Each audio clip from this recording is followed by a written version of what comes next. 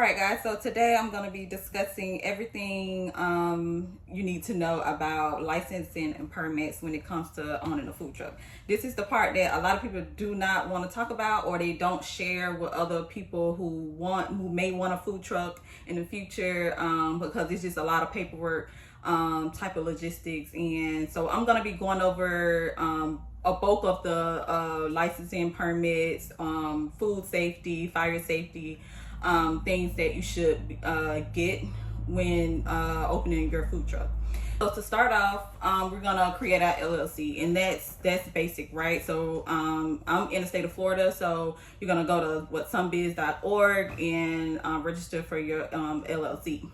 Most food trucks use LLC when opening, registering their business or whatever. So, you do that, then you go to once you get your paperwork from SunBiz or whatever state you're in, you're gonna go to the IRS and get an EIN number, right? So that's basically just like your tax ID number. Department, they're gonna ask for all that information. So we're gonna register our LLC, and then we're gonna register for our EIN number, right? So after that, let's say you're in the stages of building your food truck, right? And you're like, okay, so what do I do in the waiting period, right? So everybody has this question: what do I do in the waiting period? So in the waiting period, actually, you can start studying for your ServSafe certification, because everyone who owns a food truck, who works on the food truck, who cooks on the food truck, at least one person needs to have a ServSafe certification. And basically, ServSafe is just like the company that will give you that certification, but basically what it is a food protection manager certification, right? So you're gonna start shopping around. You can go through ServSafe. You can go. I went through AAA training. I didn't do ServSafe. I know a lot of people do ServSafe, but I did AAA, and it was pretty straightforward. I did it online. It wasn't that hard. I studied for it, passed it, and it's good for 5 years. So while you're building your trailer or your food truck, you can start doing your ServSafe certification, because you're going to need that for the health department. So let's say you got your ServSafe certification, right? You're going to want to start shopping around for insurance.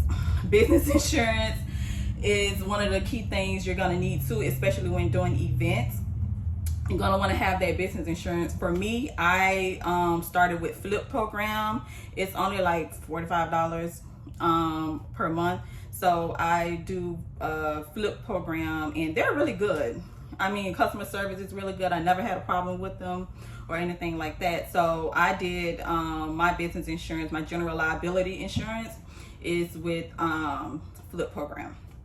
And I'll attach all of this information in the description for you guys as well. So after that, let's say your food trailer, your food truck is ready to hit the road. You just picked it up from the builder, or you just finished building it yourself, and you're ready to start, opening up and everything like that. So what you're gonna do is you're gonna need to apply for a business license with the health department in your state. So, like I said, I'm in the state of Florida, so I get a MFDV license. That's what they call it. So I go through the Department of Business and Professional Regulation. Now, with them, it's kind of weird, because if you have TCS foods, and that's temperature controlled foods, you have to go through the Department of Business and Professional Regulation. However, if you have like a coffee trailer, I think, or if you have like a baked goods, a bakery trailer, you have to go through the Department of Agriculture. It's the same department that you get your cottage food license from. So once in that process with the health department, it takes a while. It takes like 2 weeks for them to do your plan review, and then it takes the whole process takes like 30 days for you to get approved from the health department before they even inspect anything. So once you do your application with the health department, you're gonna want to get your items ready for your fire safety. You're gonna have to need a fire safety done. The health department is gonna want to see that, and when you do events, they're gonna want to see a fire safety inspection. Now, I would do another video about fire safety, because that's a whole other thing by itself. The fire safety is a lot. So I'll do another video about fire safety, but you're gonna want to contact your local fire safety rescue in your county or city or what have you, and tell them that you have a food truck and you need to get your fire safety license, checklist, certification thingy, that you need to get that, because like I said, during a lot of events they're gonna want to see that. And it's good to have. I know some food trucks that don't have fire safety, and that is a problem, because you're working with gas and propane and stuff. Like, food trucks do blow up, they do have incidents, and so you want to make sure that you get a fire safety done, preferably from a fire marshal, like from your county or city fire marshal, because they're going to make sure that you get everything, that you have everything that you need on your food truck, so you can be as safe as possible. Okay, I know some people go through private companies, and that's fine, but I like to go through my county because they're very thorough.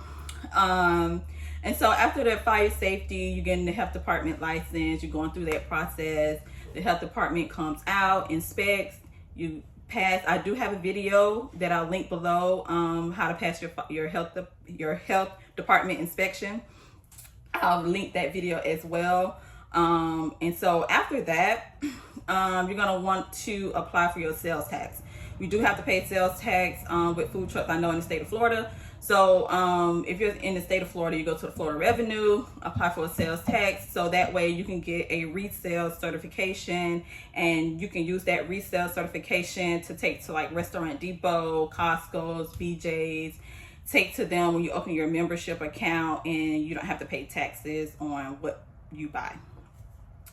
So do your sales tax, do your fire safety, health department, and then after all of that, you pass, the health department send you your pass certificate, and they send you your sticker or whatever. Then you can go to your county and get your county business tax receipt, and then you can go to your city as well. So I know for me, I go to, because I'm in Palm Beach County, so I go to the Palm Beach County county tax office, get my business tax receipt, and then I have one from my city as well. When you do different events, some events will require you to have their county and their city tax receipt. So like when I go to Orlando and do big festivals or whatever, I have to go and get Orange County tax receipt and the city of Orlando tax receipt. I had to do that, and the process is not that hard. It's just paperwork. And like I said, this is some things that people don't really discuss in detail, or they really don't tell you. They just like, oh yeah, the food truck is good, I make a lot of money, da da da da, and then they're not telling you like all the stuff like behind the scenes. Like, this is a lot. They don't tell you all the stuff behind the scenes that you need to do. So like I said, and then as far as prices with the with these different permits and license, LLC free, you could do that free. EIN free, you should not be paying anybody to register your LLC, your EIN, your ServSave. That's, well, I had to pay for ServSave. I had to pay. The health department, my license is about $350 a year. And then sales tax, that's free. To do fire safety, I just had to pay them to do it. That was like $100. My business tax receipt and my city tax receipt, those are like $30 each, right? So like I said, the biggest one you'll be paying is for the health department. Like that was, you know, almost $400 for me per year. It's just per year. And then with the health department, with food trucks, they inspect like twice a year.